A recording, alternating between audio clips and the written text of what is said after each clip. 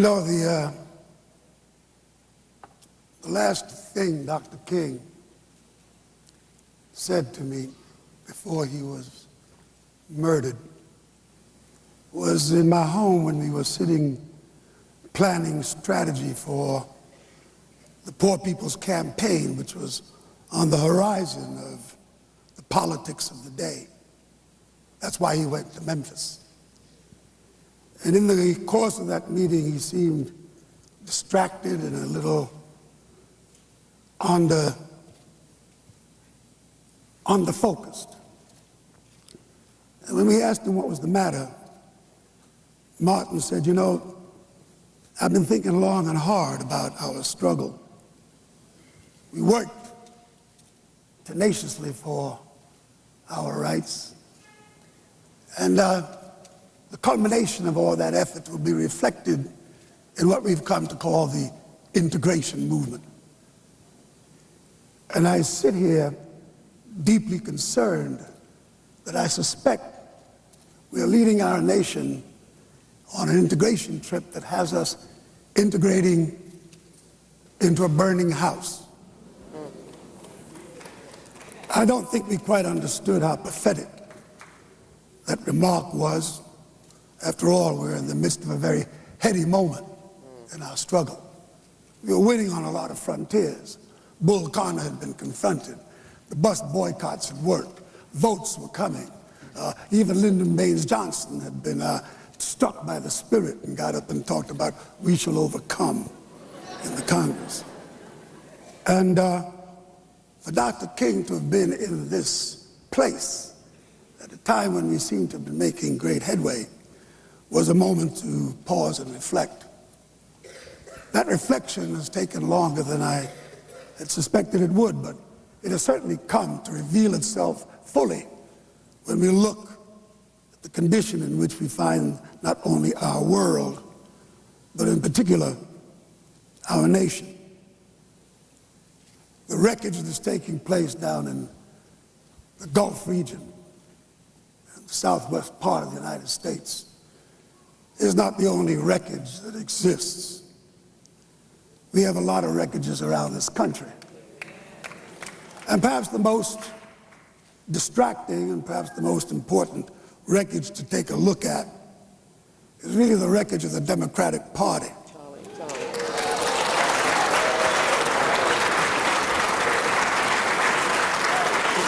Get him to the stage.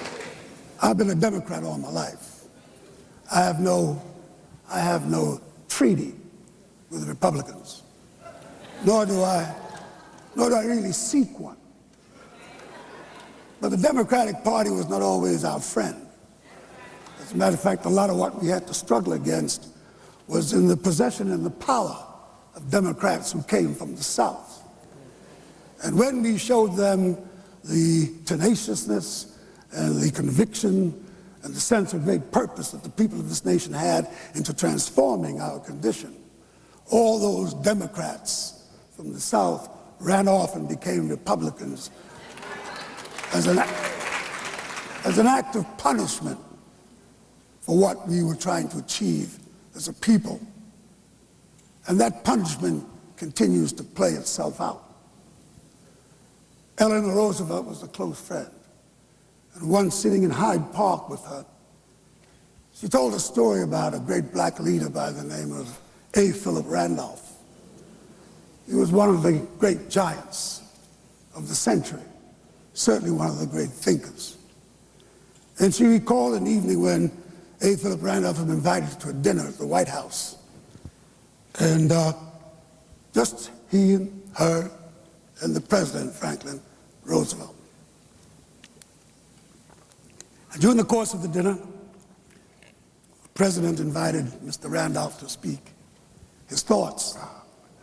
And for a long time, A. Philip Randolph held forth on every list of grievances he could think of, for the people in the labor movement, for the people who were poor, for black people, and Roosevelt permitted him to hold forth without any interruption until he concluded.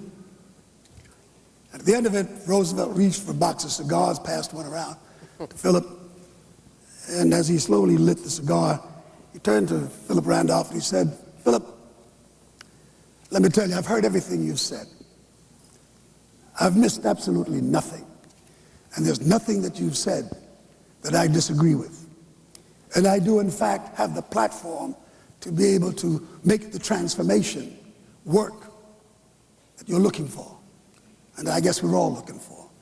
I have just one request of you, and it is for you to go out and make me do it."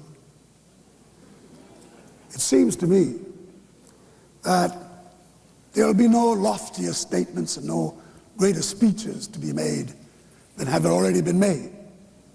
Certainly Abraham Lincoln, Frederick Douglass, Fannie Lou Hamer down in Atlantic City when she challenged with the Freedom Mississippi Democratic Party. There are a lot of people who have made speeches that are as eloquent as will ever be written. And we've listened to a lot of redundancy. A lot of people who have carefully selected the phrases and applied them to the moment. What eludes us is the bankruptcy of the action itself. This poverty that our country is witnessing has never gone away. Most of the politicians I know of have visited these places of poverty. They make it their business when they're running for the highest office in this nation to go into the heart of our pain, our anguish, our indignities, and make promises only to walk into the places of power and then deny us. I guess part of the reason I'm here is to really look through the ravages of the Democratic Party and see if anything is really worth salvaging.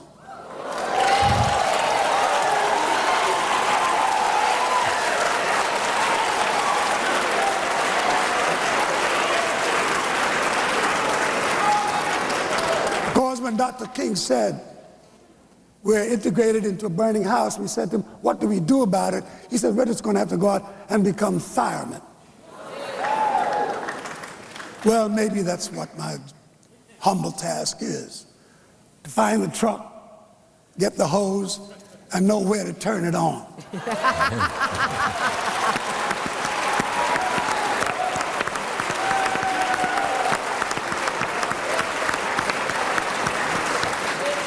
This country reveals its moral decay every day of its existence. Our prisons, the largest prison system in the world, are filled with those who are the victims of poverty. The women who are disenfranchised, young teenage mothers, are victims of poverty. Poverty is knocking at our door all day long. It sits in the mirror for us to look in every morning. When we look at what's going on with the schools in this country, we build more prisons than we build schools. We have more young black men and women in the prisons of America than we have in the universities. Poverty is in our face all day long. Why is everybody behaving all of a sudden like this is some great revelation? He is here? Yeah. Are they both here right now? Yeah. And I'll tell you something, there's a lot of people out here who are really pissed off. We are angry, we're upset, we're sad. We hold our children, we wheel our wheelchairs, we look around for some comfort, and we don't find any. Well, we have to look to ourselves, because I think the last frontier of truth and hope in this country are the people themselves.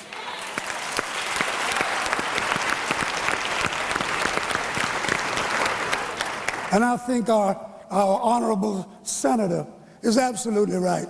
I'm not that much interested in 06. It's just another date for a lot of rich folks and a lot of anger, and for a lot of opportunists and a lot of people to go out and do their thing yet again. I'm interested in something much bigger, something much longer, and it's going to take much more time than just 06 to fix it.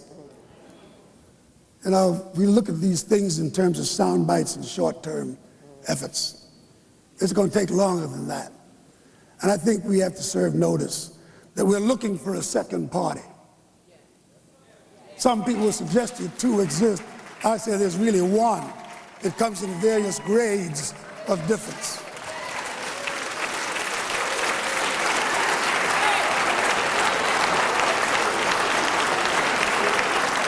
The American people have some decisions to make. Our foreign policy has made a wreck of this planet.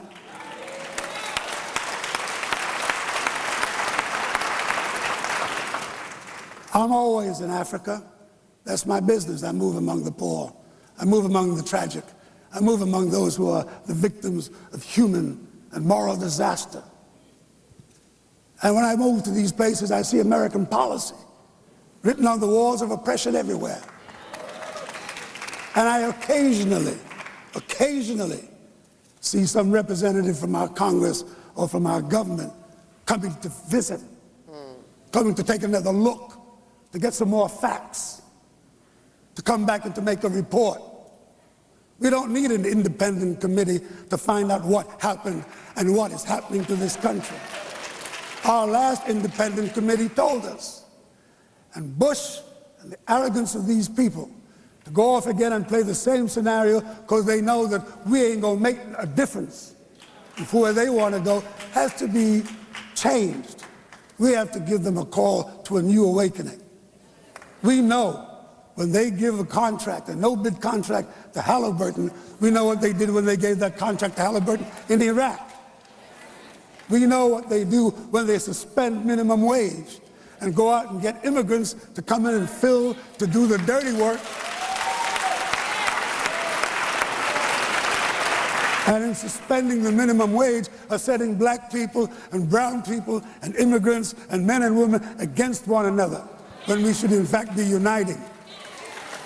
So I would hope that while the Black Caucus celebrates its moment, while we have all these wonderful black leaders and our white progressive associates,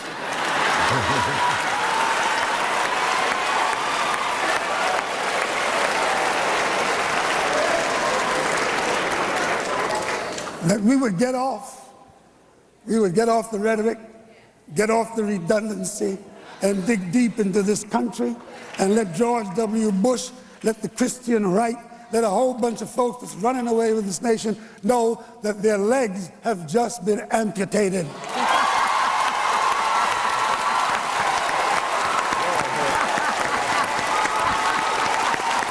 I'll rest my case.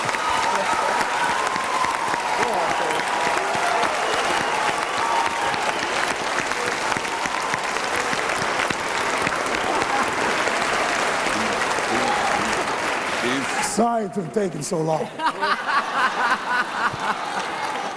Filibuster. As my grandmother would say, thank you, Reverend Dr. Belafonte.